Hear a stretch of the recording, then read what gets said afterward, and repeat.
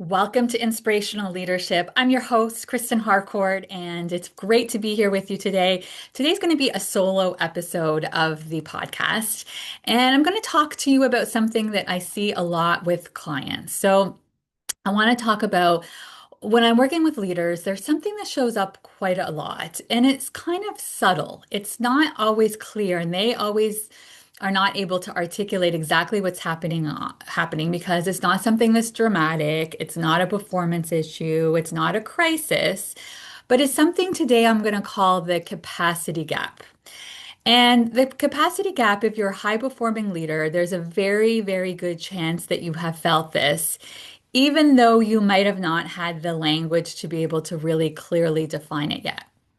So you might notice that, things are going well in terms of you're delivering like you always have, you're respected, you're capable, you've earned that seat at the table, you're in the meetings that you want to be in. And yet, the meetings take more out of you. The complexity starts to feel harder to hold. The decisions feel weightier, and your reactions might actually surprise you sometimes. You might find yourself feeling a little bit impatient. Maybe you're more tired, or you're more controlling, or you're second guessing yourself in moments where you used to feel really solid. If that resonates with you, I'm going to offer you a reframe today. What if I told you the issue is not about your competence and the issue is not about your workload, but maybe it's more that your role has grown, but you don't have the internal capacity to be able to manage what this new role is requiring. So your internal capacity has not caught up yet. That's what I'm referring to when I say the capacity gap. And it's incredibly common, and especially at higher levels of leadership. I'm sure you've heard people say before, what got you here won't get you there. So what might have worked for you really well in the past is not necessarily working as well for you at this current level. So when I talk about the capacity gap, the capacity gap is really the space between what your role now requires of you and what your current internal wiring could substantially hold. So, this is not about your intelligence. This is not about your skills. This is definitely not about your work ethic. For those high performing leaders that are listening to the podcast right now, this is not about how can I hustle more? How can I perform more? It's not about that, right? All of the leaders that I work with, something that I see consistently in terms of a pattern is their type A personalities, and they are very, very driven, motivated, ambitious, very, very strong work ethics. And this is not what I'm talking about when we're looking at the capacity gap. This is really about your internal capacity. And what I've noticed over the last 20 years with partnering with leaders in organizations is this shows up consistently. The skills that got you promoted are often the very patterns that can exhaust you at this next level, because the role grows faster than the self. So I want to break this down for you and talk to you a little bit around capacity and the different layers that are involved when we look at capacity, because this really is multi-layered. So the first layer that I see is around emotional capacity. Anyone who's been listening to the podcast, you've heard me talk about this a lot when it comes to emotional intelligence, emotional resilience, your ability to be able to self-regulate. And so your emotional capacity is how you hold conflicts without collapsing or attacking, how you sit with discomfort without rushing to fix it. This one's a very, very common one, right? Especially when you have individuals reporting into you, and there's such a strong desire to want to jump in and fix things. But part of the role sometimes is for you to be mentoring and coaching and helping others to also build this emotional resilience, not personalizing everything. Right. This one's a hard one. We're human, and so when things are not going as well, when individuals it feels like they are responding to you in a different way, when you've got a lot going on in your head, feeling very heady, it's very easy to start to personalize how other people are responding to you. Sometimes this can also be let somebody be disappointed with you, right? This can be a really difficult part of leadership, right? There's going to be times where you have to make unpopular decisions. And not everybody is going to like that because everybody has their agendas as well. They have things that they want to be able to achieve. They have, whatever it is that's happening in their area, it's not always going to be what they want. And so being able to be with that disappointment and be able to process it. So when you start to get to these senior levels, the emotional intensity really increases. There are more stakeholders, there are more competing agendas, there is definitely more ambiguity, there's more visibility. And if your emotional capacity hasn't expanded, you start to feel in subtle ways tension, defensiveness, over explaining, or withdrawal.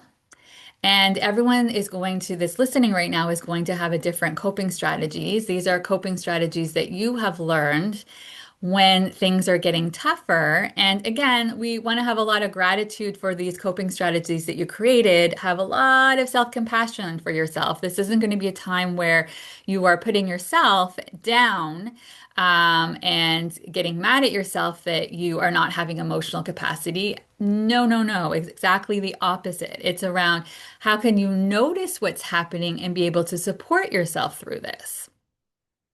Because as you start to get more comfortable with building your emotional capacity, those same things are not going to impact you the same way. So, the next thing that can be really important when it comes to building this capacity is looking at your cognitive capacity. So, this is your ability to hold complexity. And of course, when we start to look at our workplaces, when we start to look at the world, when we start to look at what's happening geopolitically, what's happening economically, there's just a lot happening. Changes are constant. Then we can start to bring in the AI and all of that kind of stuff. So, multi layered, many things are constantly happening. And with that, it's having to be able to understand and be with those complexities. So, being able to hold multiple perspectives, being able to look at the long-term strategy as opposed to being really reactive and short-sighted, being able to work through these competing priorities and looking at second and third order consequences. So, earlier in your career, performance might have been about being right. Whereas when you start to get it to these higher levels, it's about holding paradox. And that requires a different level of mental spaciousness. The next area, the third area, when we start to build out this capacity, is looking at your nervous system capacity. And this one is huge. I am working on this with clients all the time because quite often when we start to be in a work environment and workplaces, there's so much emphasis on the cognitive, on the intellectualized aspects of the role, on looking at things from a linear perspective. And yet we have this body, and this body is very impacted with everything that's going on, and being able to understand what's going on in your body, being able to check in with yourself. I've talked in some previous episodes around when it comes to self-regulation and being able to be more aware of what's going on for you physiologically, so that before you get into that red zone, when you catch yourself in the yellow zone, you are doing things to be able to regulate your nervous system, to be able to stay grounded and centered. So when we start to look at your nervous system, this really helps to determine whether you're grounded from clarity or whether you are in urgency and reactivity. So some of those questions are, can you stay regulated when things escalate? Can you recover quickly after a hard conversation? Or are you carrying stress from meeting to meeting without even realizing it. This one is something I talk so much about with organizations, even. I would love for organizations to be more aware of the structure when it comes to meetings and having, instead of a meeting being 30 minutes, having that meeting be 20 minutes, or having, if it's going to be an hour, making it more 45 minutes, but always having some time in between meetings so that you can be regulating, so that you do have some time to get grounded and recentered before you go from one meeting to another meeting. If not, what ends up happening is you're bringing that residue from the last meeting into the next meeting. And you're really not showing up as your best self. You're not showing up as your most resourceful self because your nervous system is dysregulated. You're walking into that meeting, you're already feeling more reactive, you're feeling more activated. And then, of course, you're not going to have access to more as much creative thinking when you're in those meetings. Your energy is going to show up in those meetings. People can feel your energy. It's not just about what you say and the words you use, but it's that energy that you bring with you. So people are going to be able to feel that energy and they're not going to resonate or connect in the same way. And it's not going to have the meeting's not going to have the ability to be as productive, and which again is going to create less meaningful connection, less meaningful collaboration when we start to think about when you're in these meetings with other people. So looking at what's happening with your nervous system is really, really, really important. Um, Many high performers are operating in a subtle but constant state of activation, and you just think that's normal, right? It's just because you've gotten so used to that just being normal and how you do things. However, it's not sustainable. This is not something you can do for the long haul. I talk about there's going to be situations where you're going through a sprint, but the important piece with the sprint is there needs to be recovery after sprints. And what I see in so many workplaces are these ongoing sprints that never ends. It's just sprint after sprint after sprint with no recovery. And of course, how are you going to get your nervous system regulated with that? You are not going to have the same capacity, and I guarantee it'll eventually catch up with you. So this is not okay. And then we need to look at number four, which is identity capacity. And we don't talk about this one enough either. Every level of leadership requires some letting go. You're letting go of the achiever identity. You're letting go of the I'll do it by myself identity. A lot of leaders can struggle with that one, right? You don't have the capacity anymore. You can't do everything on your own. The one who proves their worth through efforts, constantly working, showing that you are enough, that you deserve this, that you are valuable, the fixer. So I talked about that earlier, where so often you're wanting to go in and fix things, but that's not your role at times. There are times where, yes, you're coming in with solutions, but there are other times where your role is to actually go in and create space for the people on your team to come up with their solutions and for them to build that muscle, and being the rescuer. Right? We see this, the rescuer all the time, right? Constantly swooping in and always being the one that helps everyone else and not giving them the opportunity to build those skills. The version of you that got here will not be the version of you that thrives at the next level. And I just want to be fully honest and transparent here. That's uncomfortable because identity shifts feel destabilizing. So I have so much compassion for you. Of course, when you're evolving to this next level, when you're having to change and shift identities, do things differently, it feels uncomfortable. And we want to be in that, excuse me, we want to be in that certainty, that normalcy, um, how things used to be. And yet we can't stay in how things used to be because you're in a different place. And this is good, right? Let me just also accentuate here. This is good. You want to be in this different place, but new capacities need to be built here. And so when leaders are looking how to fill the gap, this is where I see they usually have some predictable ways that they use in terms of coping strategies. So leaders will feel like, okay, I'm just going to have to work harder. I need to prepare more. I'm going to control more. I'm going to micromanage and I'm going to overthink. And then also what ends up happening is you're doubting yourself quietly. And we all know, this doesn't work, but sometimes this is happening unconsciously, right? You're not thinking to yourself, I'm going to go micromanage this, I'm going to go control more. But these are strategies that you have in your toolkit that are not serving you any longer, that you are using when things are feeling overwhelming. But here's the truth. When capacity is the issue, effort won't fix it. Development well. This is not an output problem. This is an expansion problem. And you cannot hustle a capacity gap. This is not something you can hustle. And listen, I know a lot of the leaders who are listening right now, you are really, really hardworking. You are have amazing work ethics. You're ambitious, you're goal-oriented, you're driven. And so it's easy to fall back on, okay, I'm just going to work even harder. And this is not about the development edge here is not about a productivity strategy. This is not about another system, another framework, another book, another tactic, but the shift is internal.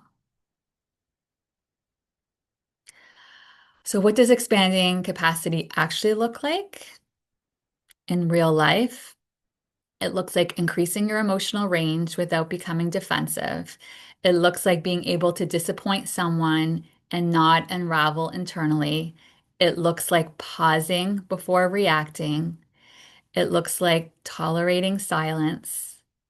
It looks like letting someone struggle without rescuing them. And, I worked with a senior leader who initially thought that she just needed to help with delegation. But as we dug deeper, what emerged was this. She didn't actually struggle with the delegation skills. What she struggled with was tolerating the discomfort of watching someone do something imperfectly. Her capacity for that discomfort was low. And so it's so interesting, and this happens so often in coaching. At first, it appears that the challenge and what's getting in the way, the barrier in at one level up is, struggling with delegation. But when you start to get down other levels, you start to see, and this is something that's really powerful as we start to go internally and really understand, what is the barrier? What's the limiting belief getting in the way?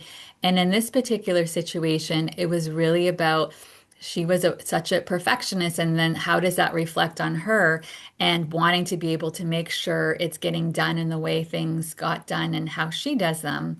And it's not going to look like that. She had to work through the fact that what would be her 100%, it might be somebody else's 80%, and being able to be okay with that. And there's so many different ways that this shows up where this is your inner work to be able to determine how are you actually creating the barriers. So when capacity is expanded, you're going to be able to sit with the discomfort without reacting as much.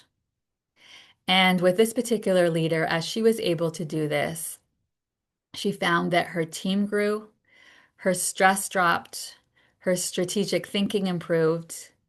And externally, it looked like better delegation, but internally, it was actually an identity expansion. And when we start to think about this capacity building, that's the invisible work, and it changes everything. So, what are some of the signs that you're feeling a capacity gap? Here's some of the things to pay attention to. If you're feeling more reactive than you used to, you're more exhausted after conversations, you're carrying decisions long after they've been made. So you might be thinking about those previous conversations and ruminating, or you're over functioning for your team. You feel slightly on edge even when things are fine. Or maybe this one lands. You feel like you should be handling this better by now. Maybe there's some quiet self-judgment.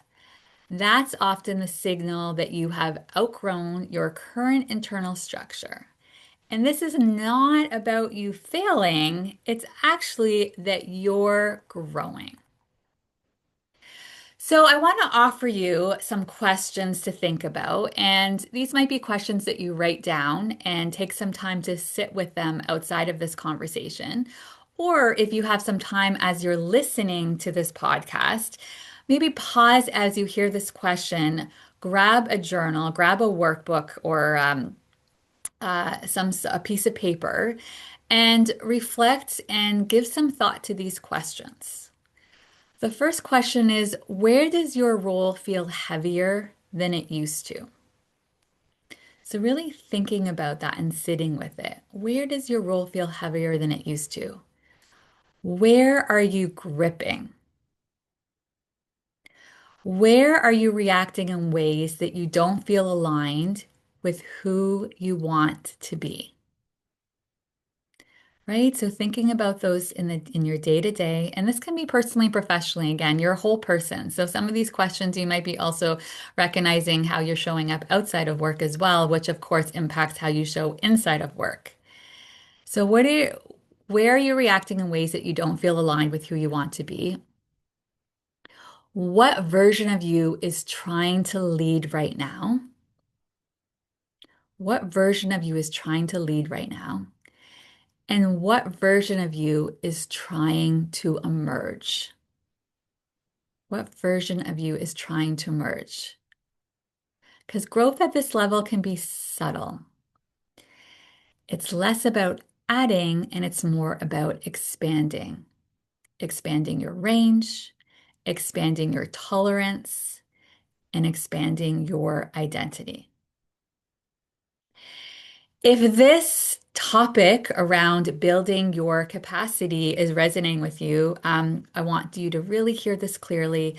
The capacity gap is not a sign that you're not cut out for this. It's actually a sign that your leadership is evolving, which is good.